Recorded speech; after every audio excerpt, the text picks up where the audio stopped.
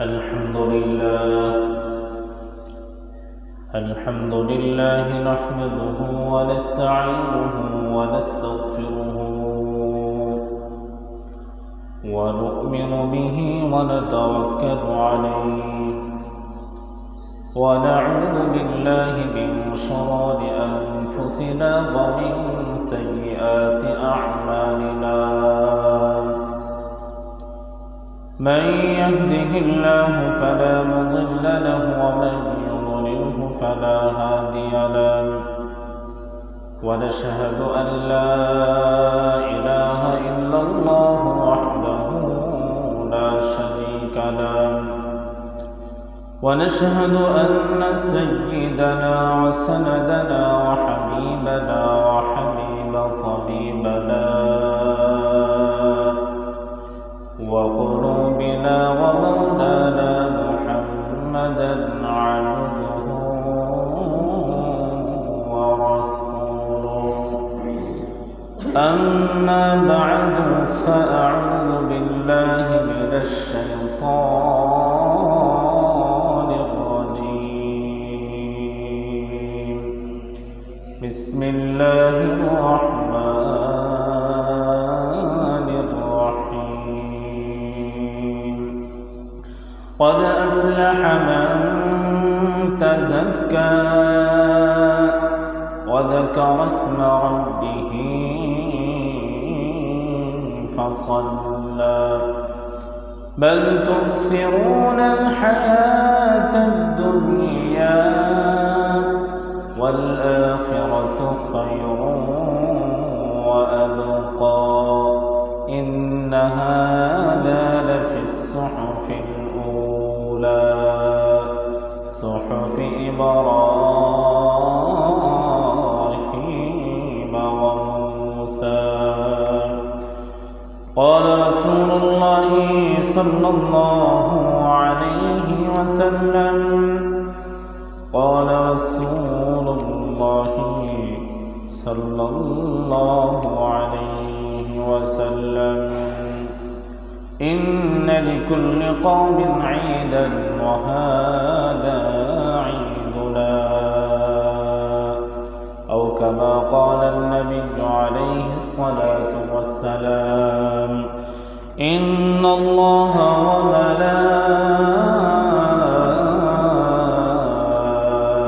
وملائكته يصلون على النبي يا أيها الذين آمنوا صلوا عليه وسلموا تسليما اللهم صل على مولانا محمد وعلى آل سيدنا مولانا কবি জানি ডাকে সে যায়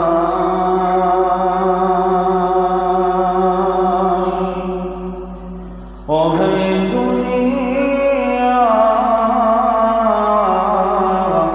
ছাড়িতে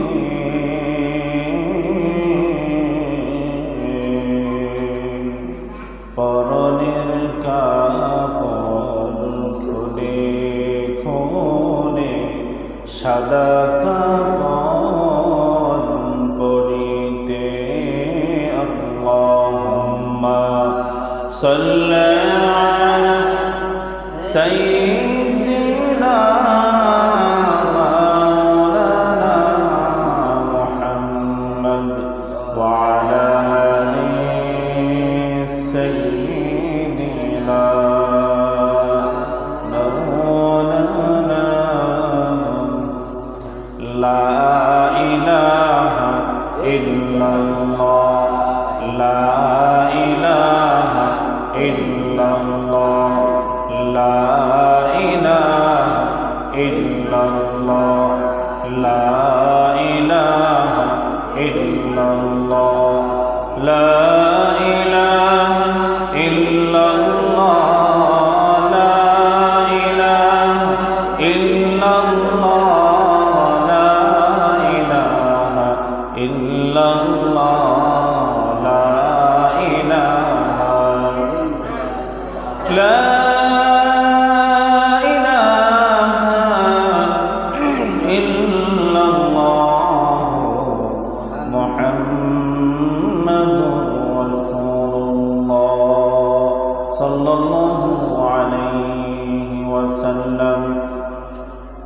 আলহামদুলিল্লাহ মুআজ্জাজ মুকাররম উপস্থিত সম্মানিত মুসল্লিয়ানে কেরাম, সর্বপ্রথম সেই মহিয়ান গরিয়ান সর্বশক্তিমান আল্লাহ পাক রব্বুল ইজ্জতুল জালালের দরবারে লক্ষ কোটি কালিমাতুশ শুকর ও সুজুদ আদায় করছি যে মহান রব, মহান মালিক আমাদেরকে আজ পবিত্র ঈদুল ফিতরের দিন দীর্ঘ এক মাস রোজা রাখার পর আজ আমরা ঈদুল ফিতরের নামাজ আদায়ের জন্য ঈদগাহে হাজির হয়েছি। ঈদ মানে আনন্দ, ঈদ মানে খুশি, ঈদ মানে উৎসব। এই খুশি আনন্দ উৎসব উদযাপন করা এটা মানুষের ফিতরাত বা স্বভাবের চাহিদা। ধর্ম বর্ণ নির্বিশেষে সব মানুষেরই ঈদ আছে, উৎসব আছে। রাসূল কারীম সাল্লাল্লাহু আলাইহি ওয়াসাল্লাম হাদিসে পাকের মাঝে বলেন, ইন্না লিকুল্লি কওমিন ঈদান ওয়া হাযা ঈদুনা। প্রত্যেক সম্প্রদায়ের ঈদ আছে, প্রতিটি জাতিরই খুশির দিন আছে, আর এটি আমাদের ঈদ, এটি আমাদের খুশির দিন। সুবহানাল্লাহ। তাই আমি আমার পক্ষ থেকে অত্র এলাকার ভাই বোন সকলকেই পবিত্র ঈদুল ফিতরের অভিনন্দন ও শুভেচ্ছা। ঈদ মুবারক, ঈদ মুবারক। সম্মানিত মুসল্লি ভাইয়েরা, আল্লাহ পাক রব্বুল আলামিন আমাদেরকে এমন একটি আনন্দের দিন দিয়েছেন দীর্ঘ এক মাস সিয়াম সাধনার পরে। এটি আসলে আমরা রোজা ভাঙ্গার কোনো আনন্দ না যে আমরা এক মাস রোজা রেখেছি, আজকে আর আমাদেরকে রোজা রাখতে হবে না, উপবাস থাকতে হবে না। এই আনন্দে আমরা আজকে ঈদ উদযাপন করতেছি। আসলে বিষয়টা তেমন না।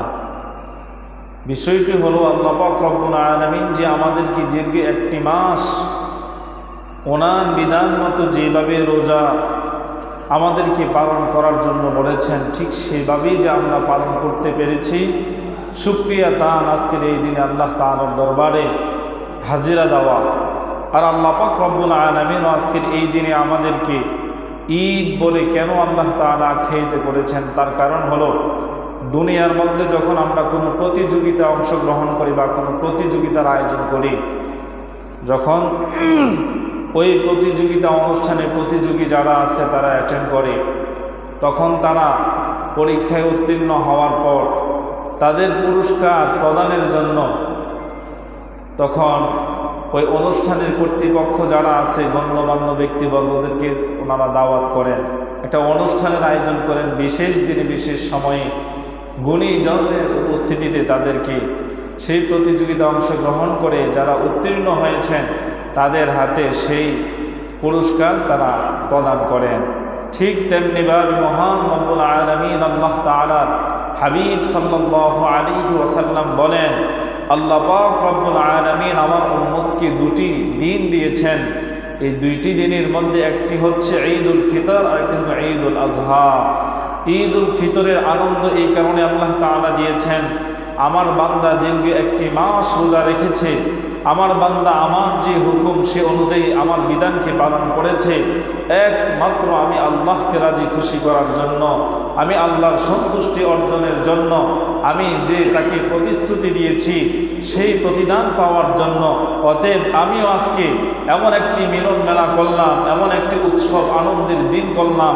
সকল মানুষ আনন্দে যখন ঈদগাহে ঈদের নামাজের জন্য জড়ো হবে, সম্মিলিত হবে, আমি আল্লাহ পাক রব্বুল আলামিন তখন ফেরেশতাদেরকে জিজ্ঞেস করি, হে আমার ফেরেশতারা, আমার এই বান্দারা এখানে কেন তারা একত্রিত হয়েছেন? তখন ফেরেশতারা বলে, ওগো রব, আপনার এই বান্দারা এখানে জড়ো হয়েছে আজকে তাদের আনন্দের দিন, খুশির দিন। আল্লাহ পাক রব্বুল আলামিন তখন বলেন, যদি কোনো শ্রমিক তার যে পরিশ্রম সেটাকে সম্পন্ন করে, তার কাজ সম্পূর্ণ আঞ্জাম দিয়ে ফেলে, তখন তাকে কি করা উচিত? ফেরেশতারা বলেন, ও আল্লাহ, যেই শ্রমিক তার সকল শ্রম দিয়ে কাজ পরিপূর্ণ করে দিয়েছে, একজন মালিকের প্রয়োজন সেই শ্রমিকের পারিশ্রমিক পরিপূর্ণ করে দেওয়া। সুবহানাল্লাহ।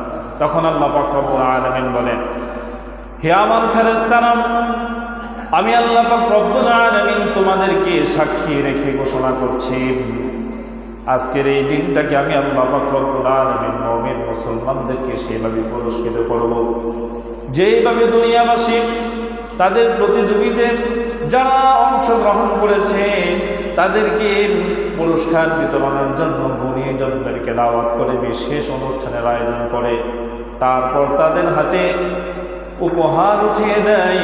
ঠিক আমি আল্লাহ পাক রব্বুল আলামিন আজকে এমন একটি দিন আয়োজন করলাম, আনন্দের দিন আয়োজন করলাম, সকলে এখানে সমবেত হয়ে ঈদের নামাজ পড়ে ঈদের খুতবা শুনে যখন তারা দোয়া করবে, আমি আল্লাহ পাক রব্বুল আলামিন তখন ঘোষণা করব, যাও যাও বান্দা, তুমি স্বাচ্ছন্দ্যে কত পবিত্র হয়ে বেগুনা মাসুম হয়ে তোমার বাসা বাড়িতে ফিরে যাও। সুবহানাল্লাহ। অর্থাৎ আমি আল্লাহ আজকের এই দিনে যারা পরিপূর্ণভাবে আমার এই রোজাকে পূর্ণাঙ্গ করেছে, আমার বিধানকে পুঙ্খানুপুঙ্খানুভাবে তারা আদায় করেছে, আমার হুকুম মতো চলেছে, আমাকে রাজি খুশি করার জন্য তার আপ্রাণ চেষ্টা সে করেছে, অতএব আজকের এই দিনে আমি আল্লাহর ওয়াদা পূরণ করলাম, আমি তার জীবনের সমুদয় গুনাহগুলো মাফ করে তাকে পুরো পবিত্র বানায়া তার বাড়িতে ফিরিয়ে দিব। সুবহানাল্লাহ।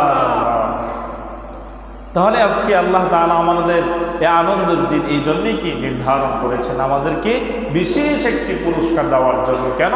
আল্লাহ তাআলা তো বলেছেন, আসসিয়ামু বিহি ওয়া আনা আজজি বিহি, রোজাটা হলো আমার জন্য আর তার প্রতিদান আমি আল্লাহ নিজেই। সুবহানাল্লাহ। এই জন্যই তো আজকে আমাদের এত আনন্দ, এত খুশি। তার কারণ এটা আমরা নির্ধারণ করি নাই, আমাদের সৃজনকারী, আমাদের সৃষ্টিকর্তা, আমাদের মালিক, আমাদের রব আল্লাহ, তিনি আমাদের জন্য এই দিনটাকে নির্ধারণ করেছেন। আল্লাহ রাসূল সাল্লাল্লাহু আলাইহি ওয়াসাল্লাম, আমাদের এই ঈদের প্রবর্তন হয় রাসূল সাল্লাল্লাহু আলাইহি ওয়াসাল্লাম মদিনায় হিজরত করে যাওয়ার পর। রাসূল সাল্লাল্লাহু আলাইহি ওয়াসাল্লাম যখন হিজরতে করে মদিনায় গেলেন, তখন তিনি সেখানে দেখলেন যে তারা বছরে 2 দিন বিশেষভাবে উৎসব পালন করে। তখন আল্লাহ রাসূল সাল্লাল্লাহু আলাইহি ওয়াসাল্লাম তাদেরকে জিজ্ঞেস করলেন, এটা কিসের দিন তোমাদের? তখন তারা বলেন, মা হাদানি ইয়াওমান, এই 2টি দিন কিসের? আল্লাহর হাবিব জিজ্ঞেস করলেন। তারা বললেন, কুন্না নালআবু ফীহিমা ফিল জাহিলিয়া, জাহিলিয়াতের যুগে এই 2টি দিন আমাদের জন্য খেলাধুলার সময় ছিল, আনন্দ ফুর্তি করার মতো আমাদের সময় ছিল। এই 2 দিনে আমরা প্রত্যেক বছরে আনন্দ বোধ করি, আমরা উৎসব পালন করি। আল্লাহ রাসূল সাল্লাল্লাহু আলাইহি ওয়াসাল্লাম তখন উপস্থিত তাদেরকে বললেন, ক্বাদ আবাদালাকুমুল্লাহু বিহিমা খায়রাম মিনহুমা ইয়াওমাল আযহা ওয়া ইয়াওমাল ফিতর। হে আমার উম্মত, আমি তোমাদেরকে ঘোষণা করছি, আল্লাহ পাক রব্বুল আলামিন আমাদেরকে জানিয়ে দিয়েছেন, জাহিলিয়াতের যুগে যেভাবে উৎসব তোমরা পালন করতা, ওই দিনগুলো আজকের দিন থেকে সব খতম হয়ে গেছে। আজকের দিন থেকে আল্লাহ পাক রব্বুল আলামিন মুসলিম জাতির জন্য 2টি দিনকে নির্ধারণ করে দিয়েছেন। একটি হলো ঈদুল ফিতর, আর একটি হলো ঈদুল আযহা। সুবহানাল্লাহ। এই হলো বছরে আমাদের 2টি দিন, কোরবানির ঈদ, রোজার ঈদ। আর আজকেই আমাদের সেই ঈদের দিন কি অনুষ্ঠিত হচ্ছে। সম্মানিত মুসল্লি ভাইয়েরা, সম্মানিত মা ও বোনেরা, আল্লাহ পাক রব্বুল আলামিন আজকে যে আমাদেরকে আনন্দের দিন দিয়েছেন, খুশির দিন দিয়েছেন, প্রকৃতপক্ষে আজকের এই আনন্দ, আজকের এই খুশি কাদের জন্য? আজকের এই উৎসব কাদের জন্য? আল্লাহ রাসূল সাল্লাল্লাহু আলাইহি ওয়াসাল্লাম বলেন, প্রকৃতপক্ষে প্রকৃত আনন্দ, প্রকৃত উৎসব ওই সমস্ত নর এবং নারীর জন্য, ওই ধরনের পুরুষ এবং মহিলার জন্য যারা দীর্ঘ একটি মাস আল্লাহ রব্বুল আলামিনের বিধান ফরজ রোজাকে পরিপূর্ণভাবে আদায় করেছে, নামাজকে পরিপূর্ণভাবে আদায় করেছে, রাসূলের সুন্নাহ অনুযায়ী সুন্দরভাবে সকল আমলগুলোকে আঞ্জাম দিয়েছে। আজকের এই দিনের আনন্দ খুশি উৎসব তো তাদেরই, তাদের ছাড়া অন্য যারা আছে আজকের এই দিনের উৎসব তাদের হতে পারে না। যে রোজা রাখে নাই, নামাজ পড়ে নাই, ওই ব্যক্তির কিসের আনন্দ? সে তো রোজাই রাখে নাই। বেরোজগারের আনন্দ কিসের? বেরোজগারের কোনো আনন্দ নাই, বেনামাজের কোনো আনন্দ নাই। এটা আমার কথা না, এটা আল্লাহর হাবিব সাল্লাল্লাহু আলাইহি ওয়াসাল্লাম বলছেন বড় ধমক আকারে। আল্লাহর হাবিব বলেন, যারা রোজা রাখে নাই, যারা নামাজ পড়ে নাই, এরা দেখবা ঈদের দিন সবার আগে আগে থাকে, মাশাআল্লাহ অনেক পরিপাটি সুন্দর পোশাকও পরে। এদের কথা হইলে রোজা থাকতে থাকছি, না থাকতে নাই, আনন্দ মিস করবো কেন? আমি তো এনজয় করতেই হবে। অতএব সেও কিন্তু সুন্দর জামা কাপড় পরিধান করে প্রথম কাতারে সারিবদ্ধ হয়ে সুন্দরভাবে বসে, মনে হয় মাশাআল্লাহ অনেক বড় আল্লাহর ওলি। কিন্তু না, একটি মাস সে আল্লাহ তাআলার বিধানকে লঙ্ঘন করছে, আল্লাহর অবাধ্য হয়ে চলছে, আল্লাহর রাসূলের সুন্নাত ছেড়ে চলছে। সে তো কোনোভাবেই আল্লাহ তাআলার প্রকৃত মুমিন বান্দা হতে পারে না। আল্লাহ বলেন, হ্যাঁ বান্দা, তুমি আসছো এই উদযাপন করো, তবে আজকের এই দিনের আনন্দ তোমার না, এটা যারা রোজা রাখছে তাদের আনন্দ। সুবহানাল্লাহ। আজকের এই দিনে তোমাকে ক্ষমা করা হবে না, বরং তোমার জন্য আযাব অপেক্ষা করছে। আজকের এই দিনে ক্ষমা তো ঘোষণা করা হবে তাদের যারা আমাকে খুশি করেছে। সুবহানাল্লাহ। এজন্য সম্মানিত মুসল্লি ভাইয়েরা, ঈদের দিনের আনন্দ এটা রোজা ভাঙ্গা আনন্দ না। ঈদের দিনের আনন্দ তো হলো তাদের যারা প্রকৃত পক্ষে সুন্দরভাবে রোজা এবং তারাবির নামাজ, পাঁচ ওয়াক্ত নামাজ সুন্দরভাবে আদায় করতে পেরেছে। আল্লাহর নবীর সাহাবী হযরত আবু বকর সিদ্দিক রাদিয়াল্লাহু তাআলা আনহু ঈদের দিন ঈদে নামাজ আদায় করার পরে বন্ধু বান্ধবদের সাথে কোনো কথাবার্তা না বলে ঈদগাহ থেকে সরাসরি উনি বাসায় চলে গেলেন। বাসায় যাওয়ার পরে দরজা জানালা বন্ধ করে দিলেন। বাহির থেকে কান্নার শব্দ শোনা যায়। সাহাবে কেরাম চিন্তায় পড়ে গেলেন, আল্লাহর নবীর সাহাবী হযরত আবু বকর আমাদের সাথে কোনো কথাবার্তা বললেন না। আজকে একটা ঈদের দিন, আমাদের সাথে হাসি মুখে কথা বলবেন, মোয়ানাকা করবেন, আনন্দ ভাগাভাগি করে নেবেন, কিন্তু না, তা না করে তিনি ঈদের নামাজ আদায় করে সরাসরি বাসায় চলে গেলেন। সবাই হযরত আবু বকর সিদ্দিক রাদিয়াল্লাহু তাআলা আনহুকে দেখার জন্য, ওনার সাথে সাক্ষাৎ করার জন্য ওনার বাসা বাড়িতে চলে গেলেন। যাওয়ার পরে দেখেন ওনার বাসার জানালাগুলো বন্ধ করা, বাসার দরজাগুলো বন্ধ করা, আর ভিতর থেকে শুধু কান্নার আওয়াজ আসছে। এক পর্যায়ে সাহাবী কেরাম বাহির থেকে আওয়াজ দিচ্ছেন, ওগো আল্লাহর নবীর সাহাবী, আমাদের ভাই আবু বকর, দরজা আপনি খোলেন, আজকে ঈদের দিন, কোন জিনিস আপনাকে কাঁদায়? কান্না আপনি বন্ধ করে দেন, দরজাটা খুলেন। হযরত আবু বকর সিদ্দিক রাদিয়াল্লাহু তাআলা আনহু কান্নার আওয়াজ আরো বেড়ে গেল। সাহাবে কেরাম আশ্চর্য হয়ে গেলেন, ঈদের দিন উনি কেন কান্না করেন? সাহাবে কেরাম অনেক বলাবলির পরে হযরত আবু বকর রাদিয়াল্লাহু তাআলা আনহু ওনার ঘরের দরজাটা খুললেন। খোলার পরে হযরত সাহাবে কেরাম জিজ্ঞেস করলেন, ওগো আমাদের ভাই আবু বকর, আল্লাহর নবীর সাহাবী, আপনার কাছ থেকে জানতে চাই, আজকে একটি ঈদের দিন, খুশির দিন, এই দিনে মানুষ কান্না করে না, হাসাহাসি করে মানুষ খুব আনন্দিত থাকে, কিন্তু আপনি ঈদের নামাজ পড়ার পরে আমাদের সাথে কোনো কথাবার্তা না বলে সরাসরি ঘরের ভিতরে ঢুকে গেলেন, দরজা জানালাগুলো বন্ধ করে দিলেন, আবার আপনি কান্না শুরু করে দিলেন। তার মানে কি? আল্লাহ নবীর সাহাবী হযরত আবু বকর সিদ্দিক রাদিয়াল্লাহু তাআলা আনহু বললেন, ওগো আমার ভাই, আল্লাহ নবী বলেছেন আজকের এই দিনে আনন্দ তো হলো তাদের যারা মাহে রমাদানের সুন্দরভাবে রোজা পালন করতে পেরেছে, সুন্দরভাবে নামাজ আদায় করেছে, যারা একটি মাস সিয়াম সাধনার মাধ্যমে নিজের জীবনের গুনাহগুলো আল্লাহর পক্ষ থেকে ক্ষমা করে নিতে পেরেছে, যারা নিজেকে আত্মশুদ্ধি করে পরিষ্কার পরিচ্ছন্ন হতে পেরেছে, তাদের তো আজকের এই দিনের খুশি। কিন্তু আমি অল্প চিন্তায় পড়ে গিয়েছি, এই পর্যন্ত তো আমি জানতে পারি না আমার রোজাগুলো আল্লাহ কবুল করছেন কিনা, আমার নামাজগুলো কবুল করেছেন কিনা, আল্লাহ আমাকে আমার জীবনের গুনাহগুলো মাফ করেছেন কিনা। এত বড় সাহাবী, যারা দুনিয়াতে থাকতেই জান্নাতের সার্টিফিকেট অর্জন করে ফেলেছেন, তারা রোজা ভাঙ্গার পরে ঈদের দিনও দরজা জানালা বন্ধ করে কান্নায় ব্যস্ত।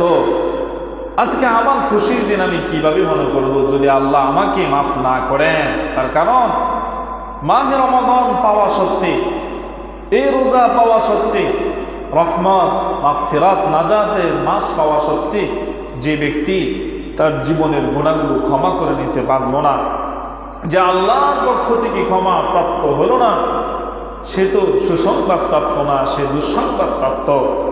আল্লাহর নবীর সাহাবী, ওনারা আল্লাহর নবীর পাশে বসা। একদিন হঠাৎ করে মিম্বারের পাশে হযরতে জিবরাইল আমিন এসে হাজির হয়ে গেলেন। আর এসে বললেন, ইয়া রাসূলুল্লাহ, ইয়া হাবিবাল্লাহ, নবী গো, প্রত্যেক দিন আপনি দোয়া করেন আর আমরা আমিন আমিন আমিন বলি। আজকের এই দিনে আমি দোয়া করব, আপনি নবী আমিন আমিন বলবেন। সাহাবায়ে কেরাম কিছুই তো শুনতেছেন না। জিবরাইল আমিন আল্লাহ নবীর সাথে কথা বলতেছেন। আল্লাহ নবী বললেন, হ্যাঁ ভাই জিবরাইল, ঠিক আছে, আজকে তুমি দোয়া করবো, আমি আমিন আমিন বলবো। আল্লাহ নবী যখন মিম্বারের প্রথম তাকি পাও রাখলেন, তখনই হযরতে জিবরাইল আমিন দোয়া করলেন যে আল্লাহর বান্দা আর বান্দি মাহে রমাদান পাওয়ার পরে নামাজ পড়লো না, রোজা রাখলো না, আল্লাহ তুমি তাদেরকে ধ্বংস করে দাও। আল্লাহর নবী বললেন আমিন আমিন, আল্লাহ কবুল করেন, বলেন নাউজুবিল্লাহ। তাহলে জিবরাইল আমিন দোয়া করছেন, আল্লাহর নবী কি বলছেন? আমিন বলছেন। তার মানে এই দোয়া মিস না, 100% কবুল হয়েছে।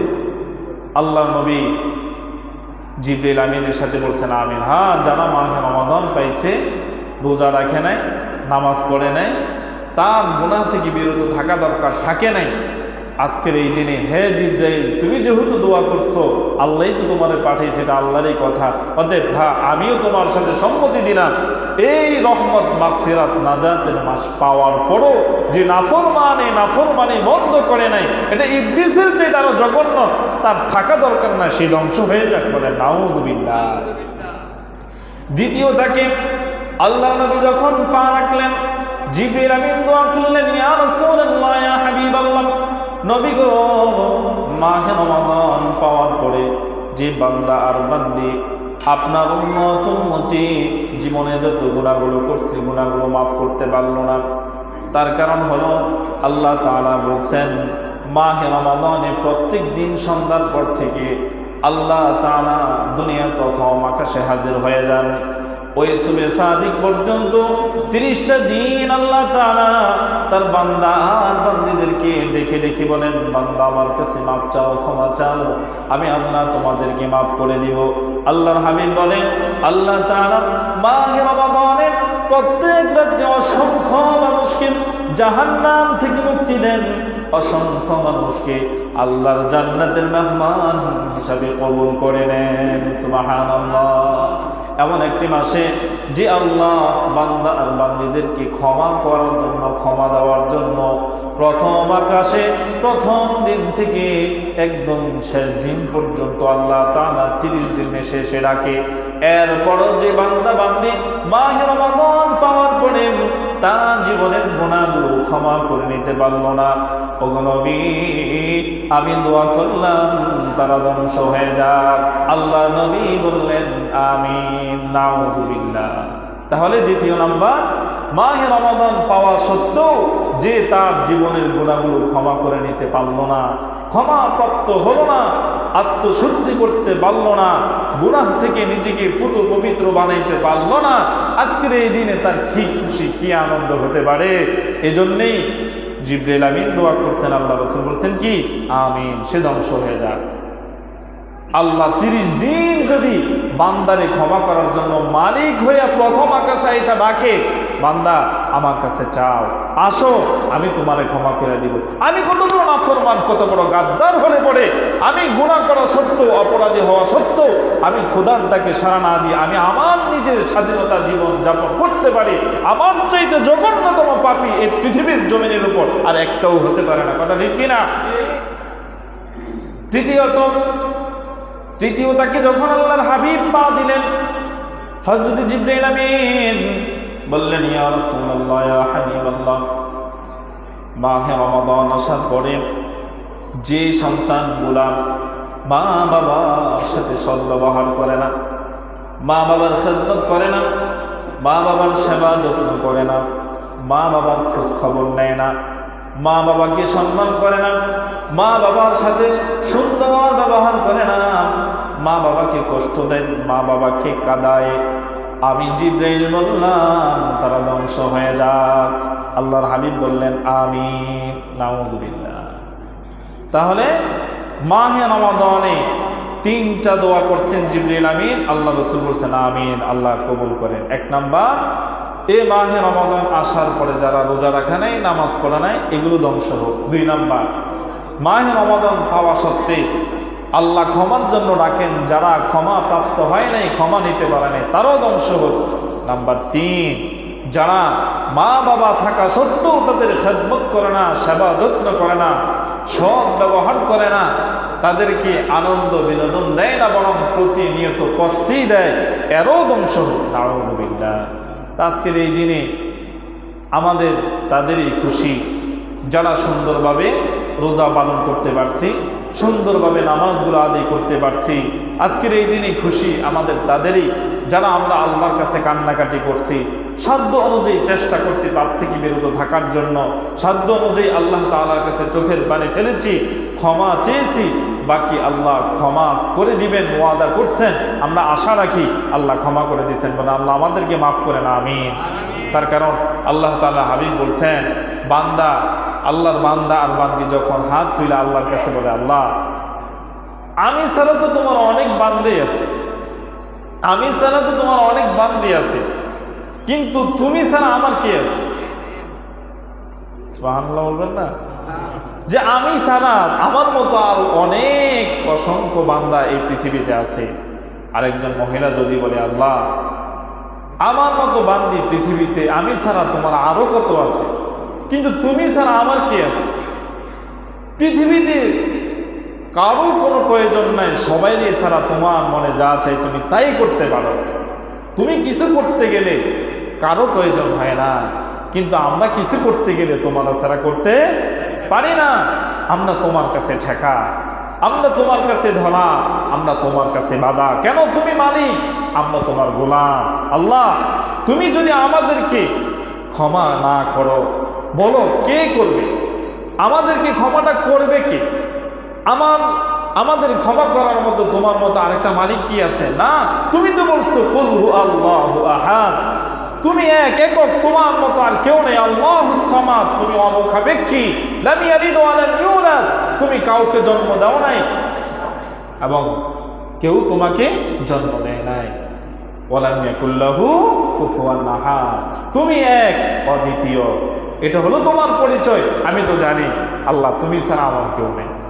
ভিক্ষুক এই দরজায় একবার যায়, এখানে না পেলে আরেকবার যায় আরেক দরজায়, কোনো না কোনো দরজায় তার কিছু না কিছু মিলে যায়। আল্লাহ আমরা এমন ভিক্ষুক হয়ে গেলাম, তোমার দরজায় আসছি, একটাই দরজা, যদি তারায় দাও, তোমার মতো আরেকটা মালিক নাই আমাদেরকে এই জিনিস দিয়া সন্তুষ্ট করবে। রব দয়া মেহেরবানি করে ফিরাইও না, ক্ষমা করে দাও। এই কথাগুলা বইলা যদি চোখের পানিটা ফেলে দিতে পারে, আল্লাহর হাবিব বলেন আল্লাহ বান্দার 2টা জিনিস সহ্য করতে পারে না। কয়টা জিনিস? আল্লাহ বান্দার 2টা জিনিস সহ্য করতে পারে না। আল্লাহর হাবিব বলেন, 1 নাম্বার, যখন আল্লাহর কোনো বান্দা আর বান্দি দোয়া মুনাজাতের মধ্যে আল্লাহর কাছে হাত উত্তোলন করে চোখের পানিগুলো ছেড়ে দেয়, চোখের পানিগুলো যখন টপ টপ টপ টপ করে পড়তে থাকে, আল্লাহ তাআলা ফেরেশতাদেরকে বলে, ও ফেরেশতারা, যখন মানুষ আমি সৃষ্টি করতে চেয়েছিলাম, তোমরা বলেছো ও বাবা আমরা ফেরেশতারাই তো তোমার ইবাদত বন্দেগী করি, তোমার হুকুম মানি, তোমার গোলামি করি, অযথা মানুষ সৃষ্টি করার কি প্রয়োজন? আমি বলেছিলাম লিমা তা'লামুনা মা লা তা'লামুন, আমি যা জানি তোমরা তা জানো না। আজকে তাকিয়ে দেখো, আমার এই বান্দা, আমার এই বান্দি মুনাজাত ধরে কেন কান্না করে? আমাকে কি তারা দেখছে কনা? আমার নবীকে কি তারা দেখছে না? আমার জান্নাত কি তারা দেখছে না? জাহান্নাম কি তারা দেখছে না? তারা যে পাপ কর্ম করছে, গুনাহ কি জিনিস এটাও কি তারা দেখছে? তারা যে নেক কাজ করছে, সওয়াব এটা কেমন এটাও কি তারা দেখছে? না দেখে নাই। না দেখে তারা যেমনি ভাবে আমি আল্লাহর উপর ঈমান এনেছে, না দেখে যেমন তারা জান্নাতকে বিশ্বাস করছে, না দেখে যেমন তারা জাহান্নামকে বিশ্বাস করেছে, না দেখে যেমন তারা আমাকে ভয় করেছে, আমি তোমাদেরকে সাক্ষী রেখে ঘোষণা করলাম, আমার এই বান্দার চোখের পানি এই জমিনে পড়ার আগে আগে আমি তার গুনাহগুলো ক্ষমা করে দিলাম। সুবহানাল্লাহ। এক নাম্বার, আল্লাহ তাআলা বান্দা আর বান্দির চোখের পানি সইতে কি পারেন না। আল্লাহ এটা সইতে পারেন না। আল্লাহ বান্দা বান্দির চোখের পানি সইতে পারেন। আমরা মনে করি আমাদের সামনে যখন কেউ ইমোশনাল হয়ে যায়, একটু কান্না করে, চোখের পানি ছেড়ে দেয়, আমরাও কিন্তু তার প্রতি একটু কি হয়ে যায়? দুর্বল হয়ে যায়। আল্লাহ তাআলা এর চেয়ে বড় দয়ালু, মায়া।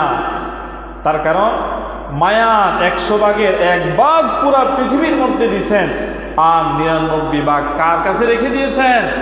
তাহলে যে আল্লাহর কাছে 99 ভাগ মায়া দয়া আছে, সে আল্লাহর দয়াটা কি পরিমাণ হতে পারে? 1 ভাগ পুরা পৃথিবীর মধ্যে ভাগ করে দেওয়ার পরে শুধু মার দিকে একটু তাকান, মার মতো সন্তানের প্রতি এত মায়া, স্নেহ, ভালোবাসা, দরদ কারণে আছে? সত্যি আসলে কারণে।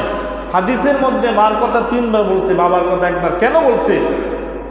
বাবার তুলনায় সন্তানের প্রতি মা অনেকটা দুর্বল। তার কারণে সন্তানটা গর্ভে ধারণ করছে কে? মা।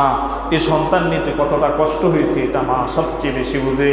এজন্য এই মা, আল্লাহর হাবিব বলেন এতটা যে আল্লাহ এবং তার রাসূলের পরে সবচেয়ে বড় দোয়ার জন্য, তোমার কল্যাণের জন্য, তোমার সফলতার জন্য, তোমার জীবন ব্যর্থতার থেকে মুক্ত হয়ে সফলতার দিকে অগ্রগামী হওয়ার জন্য সবার আগে যার দোয়া সেটি হলো তোমার মা আর বাবা। সুবহানাল্লাহ। এজন্য আল্লাহর হাবিব বলেন, রিদাল রাব্বি ফি রিদাল ওয়ালিদ ওয়া সাখাতুর রাব্বি ফি সাখাতিল ওয়ালিদাইন। হে আমার উম্মত, তোমার মা তোমার বাবার যদি তোমার প্রতি রাজি খুশি থাকে, ওই আরশের মালিক আল্লাহ তোমার প্রতি রাজি খুশি আছে। সুবহানাল্লাহ।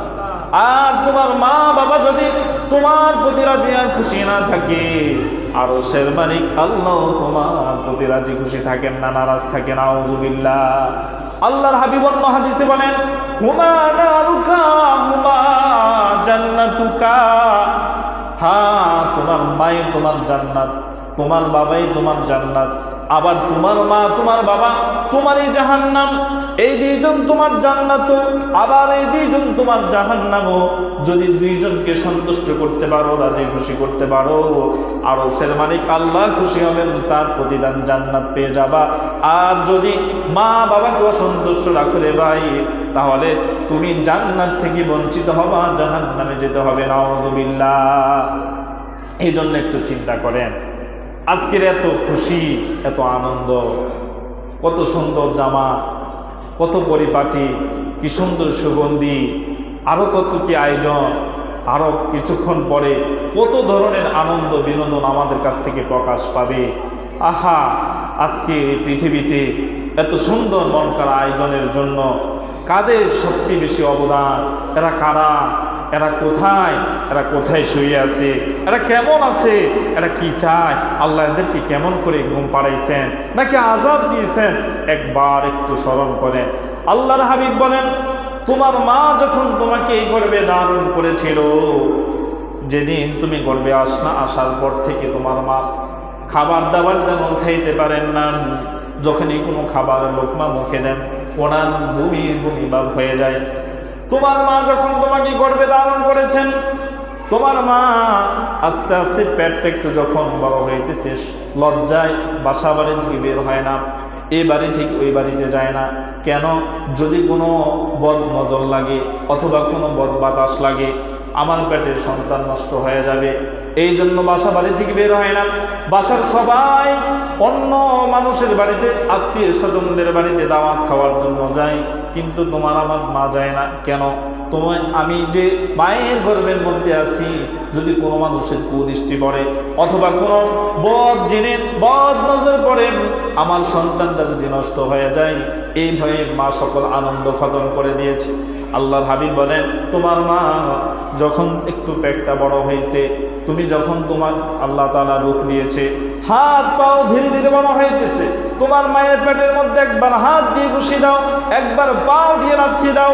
আল্লাহর হাবিব বলেন, সারাদিন তোমার মা রান্না বান্না করেন, সাংসারিক কাজগুলো আঞ্জাম দেওয়ার পরে সকলকে খাবার পরিবেশন করা যখন শেষ হয়ে গেল, মাত্র খাবারের প্লেটটা নিয়ে লোকমাটা বানাইয়া মাত্র মুখে দিবে, এমন মুহূর্তে তুমি সন্তান তোমার মায়ের পেটের মধ্যে একটা ঘুষি লাগাইয়া দিছো, পাও দিয়ে একটা লাথি মারছো, তোমার মা ব্যথার যন্ত্রণায় আর খাবার খেতে পারে নাই, মা দাঁড়ায়া দাওয়ালের সাথে পিঠটা লাগায়া চোখের পানিগুলো ছেড়ে আল্লাহকে বলে, আল্লাহ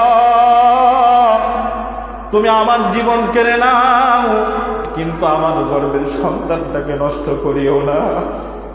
আল্লাহ, আমার মাথায় যে পরিমাণ চুল আছে, আমার সন্তানটাকে এই পরিমাণ হায়াত দাও, তারপরও আমার সন্তানকে তুমি নষ্ট করিও না, আমার সন্তানকে তুমি মৃত বানাইও না। সকল মানুষ ঘুমায়, বাবাও ঘুমায়, কিন্তু মা ঘুমাইতে পারে না। ব্যথার যন্ত্রণা একবার উঠেন, একবার বসেন, একবার দাঁড়ায় থাকে, সারা রাত্রে এইভাবে যাই। যেদিন তুমি আমি দুনিয়াতে আসবো, দুনিয়ার সবার কাছ থেকে বিদায় নেই। হে দুনিয়াবাসী, সমাজবাসী, হে আমার ফ্যামিলি বন্ধু, আমার স্বামী তোমার সাথে এতদিন সংসার করছে, হয়তো আমি মরে যাব, আমার সন্তানের প্রতি ভালো দৃষ্টি রেখো, সন্তানটাকে আদর যত্ন করো, মানুষের মতো মানুষ বানায়ও। আমি মরে যাব, কিন্তু আমার স্মৃতি তোমার কাছে দিয়ে গেলাম। মা স্বামীর কাছ থেকে বিদায় নিয়ে নেয়, কিন্তু সন্তানের দায়িত্ব বাবাকে বুঝাইয়া দেয়। এমন মুহূর্তে মা সন্তানকে ভুলে না। আল্লাহর হাবিব বলেন, জানো কি, সেদিন প্রসব বেদনা যখন শুরু হয়ে যায়, কি পরিমাণ মার কষ্ট হয়। আসমান জমিন যদি এক জায়গায় করা হয়, আর মার যদি প্রসব বেদনার কষ্টটা আরেক পাল্লায় দেওয়া হয়, আসমান জমিনের চাইতেও মায়ের কষ্টটা বেশি হয়ে যাবে। এমন কষ্টের মুহূর্তে আল্লাহ তাআলা সেই বান্দি তোমার আমার মামাকে ভরে নেয়।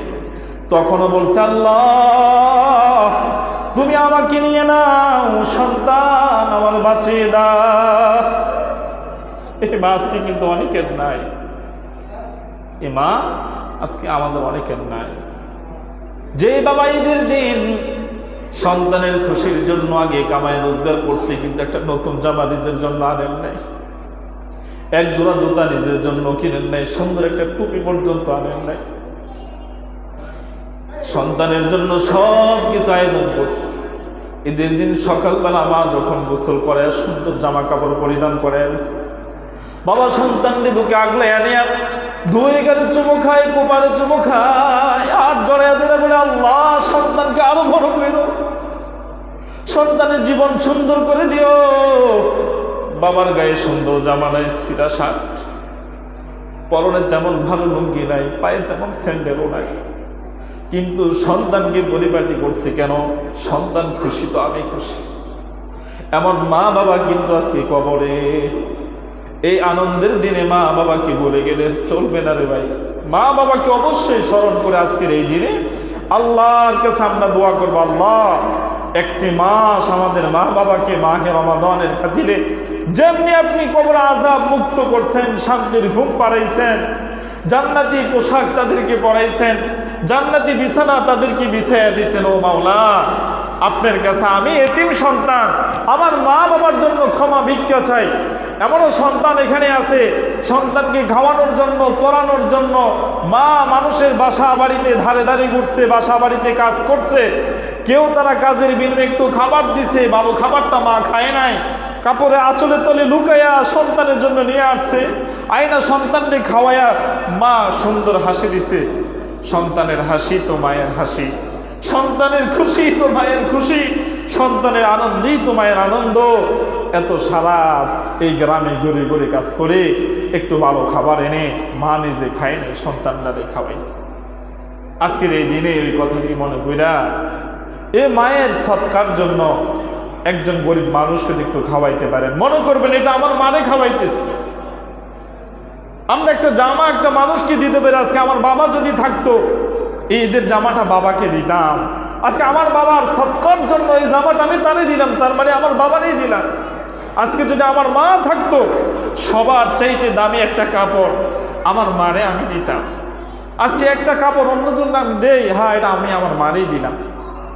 আমার ছোটো ভাই এখানে তারাই পড়েছে, ছোটো ভাইরে বললাম একটা কাপড় নিয়ে এসো, মায়ের জন্য মার্কেটে গেছে, টাকা আমিই দিই। ভাই কাপড় আনছে, বাড়িতে যাই আমার গতকালকে ফোন দিছি, কয় তোমার কাপড় তো বাবা আসে না, এটা তো আমার ছোটো পুতে আমারে দিচ্ছে, ছোটো ছেলে কাপড় দিছে, তার মানে কি আমারটা এখনো হয়নি। রাত্রে 12টা বাজে যায় মার জন্য কাপড় আনছে। এটি চিন্তা করলাম, আহারে আগামী বছর যদি মারে হারে ফেরি, এই কথা সারা জীবন আমাকে কাঁদাবে স্মৃতি। মা তো নাই, কিন্তু কথা তো থেকে যাবে। কার জন্য আর কার কারণে এত কিছু না, আগে মার জন্য আনতাম। তাই না মারে ফোন দিছি, মা তোমারটা নিয়ে এসেছি, আর চিন্তা করো না, দোয়া করো, আলহামদুলিল্লাহ আগামীকাল ইনশাল্লাহ পাই।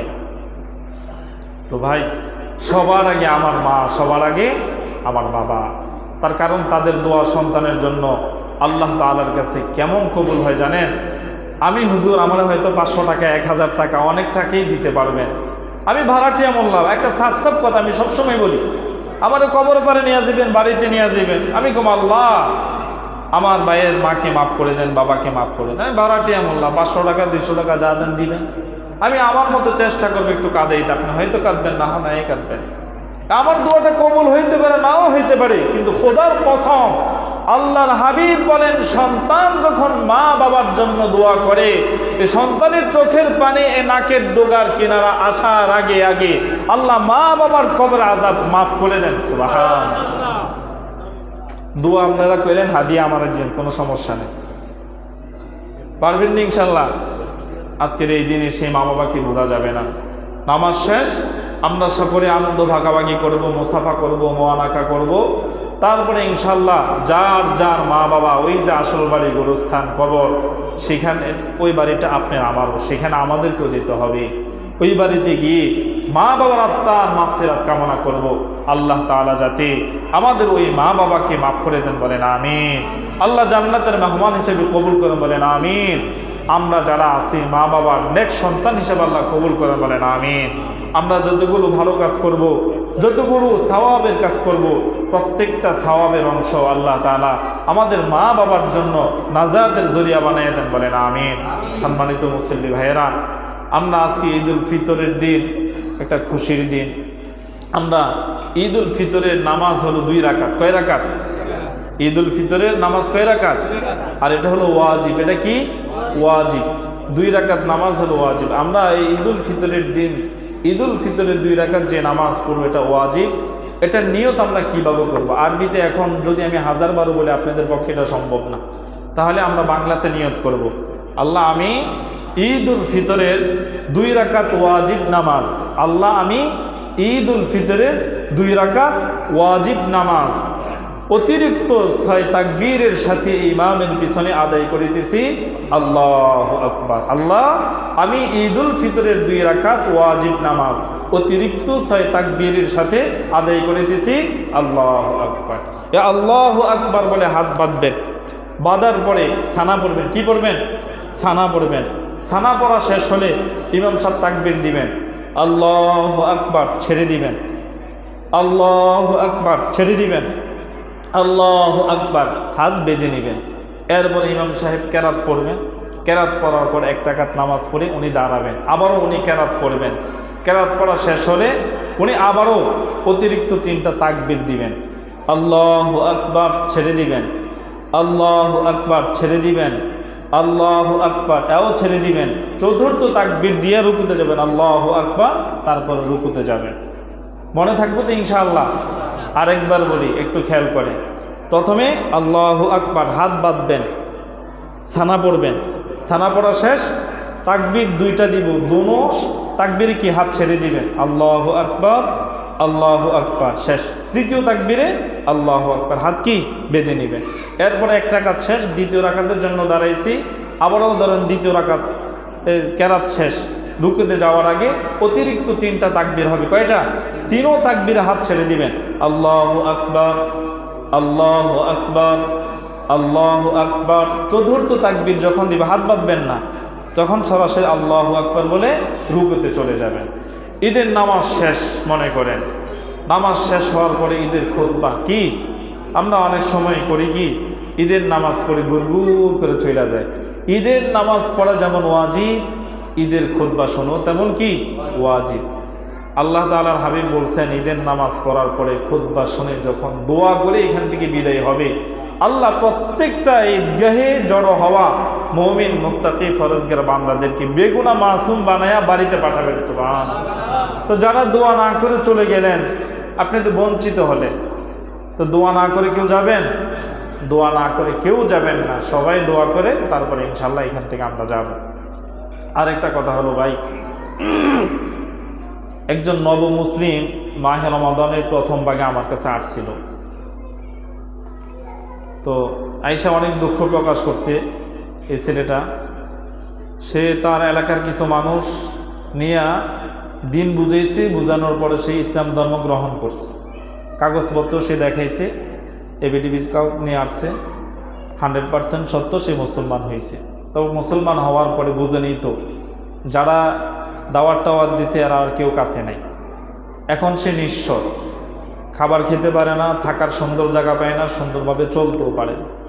তো তার আমি বলছি, মসজিদে মসজিদে ঘুরে ঘুরে ভিক্ষা না কইরা সবচেয়ে ভালো হইব এরকম কিছু মানুষের কাছ থেকে কিছু অর্থ তুমি নাও, বেশি দরকার নাই, 20,000 টাকাও যদি তোমার একটা পুঁজি হয়, এটা দিয়ে ছোটোখাটো একটা ব্যবসা করো। এটা দিয়ে তোমার যেহেতু মা নাই, বাবা নাই, কেউ নাই, তুমি একা, কমাস কম তোমার খরচটা তো হয়ে যাবে।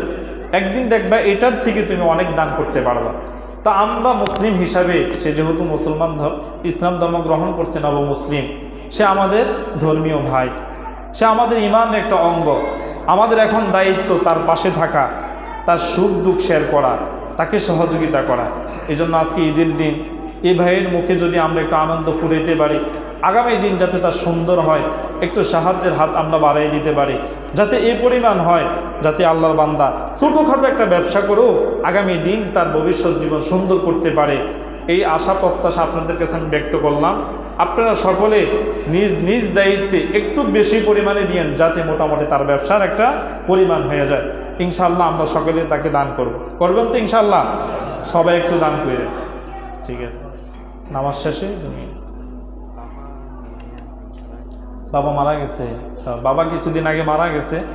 তো বাবা তো মরে গেছে, আর কি করার আছে, উনি তো বেদিন হয়ে মারা গেছেন। সন্তান হিসাবে সুক্তাপি করতে পারবেন, কিন্তু তার ক্ষমার জন্য দোয়া করে কোনো লাভ হবে না, যেহেতু সে ঈমান নিয়ে মারা যেতে পারে নাই। ঠিক আছে ইনশাল্লাহ। তো আমরা ঈদের নামাজ ইনশাল্লাহ পড়তেছি। আল্লাহ তাআলা আবারও 1 বছর পরে আমাদেরকে এখানে আবারও জড়ো করবেন, যদি হায়াতে বাঁচি, আর যদি মরে যাই তো শেষ।